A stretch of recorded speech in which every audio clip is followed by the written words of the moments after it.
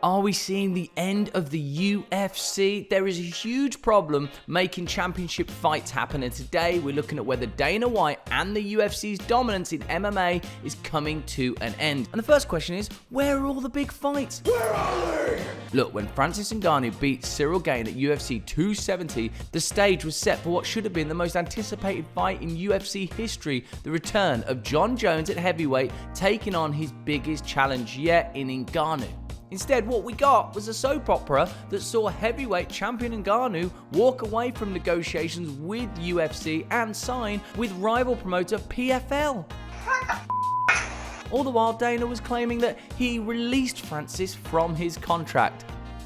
The day that we released him, I knew exactly what was going to happen. So yeah, Jon Bones Jones did make his return to the UFC, but it was facing Cyril Gane, which, let's be honest, none of us wanted to see. He's a poor man's Ngannou. It was one of the shortest, most underwhelming fights we'd seen. And straight after this victory, he had the belt on his shoulder. He calls out Stipe Miocic. Y'all want to see me beat up Stipe?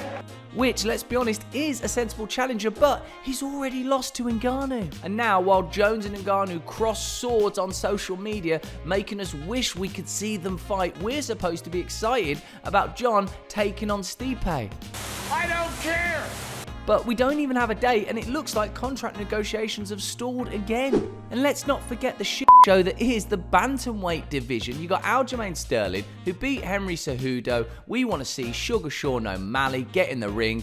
They were there, hyping it up on the night. It was a great PR stunt. Then Dana comes out, and then he announces that the fight between Sterling and O'Malley is going to happen and when it's going to take place.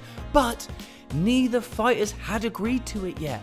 The fight is on. Sterling was not happy. He had no idea about the timetable. He expected more time to recover between fights. And what about the mess in the welterweight division, where you've got champion Leon Edwards, who's been told by Dana he has to fight Colby Covington, and he doesn't want to. Having successfully defended his title, Edwards feels there are more deserving opponents than Covington, who's been absent from the roster without injury for over a year. Obviously, there is some backhanded conversations going on that we know nothing about. So why is it so hard for Dana to get these deals signed? Why does he seem to be losing the trust of the fighters that once respected him so much? Well, the plot thickens since Francis Ngannou recently spilled the beans on the pay conditions and his previous contract. Dana accused Ngannou of being a coward and ducking fights, stating others would take on 3 fights a year, but it turns out that Francis was literally begging Dana for fights for nearly 6 months because he was an 8-fight contract and was earning an average $100,000 to $120,000 per fight as a main card event, which, let's be honest, is peanuts, which is why Ngannou left. Dana has got to sort out this pay. The company's making $1.3 billion, but it's no secret that it has one of the worst payment structures for any US sport.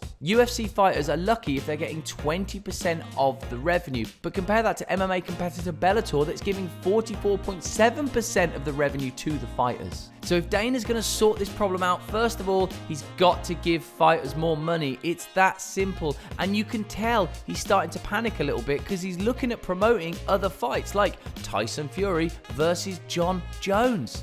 Who'd have thought he'd entertain that a few years ago? But let's be honest, that's going to be the biggest fight of his year.